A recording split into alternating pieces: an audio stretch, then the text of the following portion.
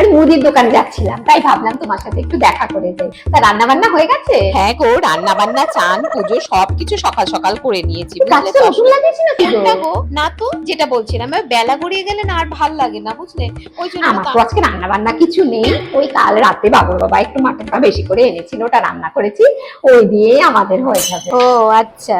একটু জল খাই, গলাটা শুকিয়ে গেছে। গলা শুকোবে না, বাইরে যা চড়া ঠিক আছে, রোদ। আমি আসছি, ফালতু ফালতু তোমার সময় নষ্ট করবো না। তুমি রান্না বান্না করো।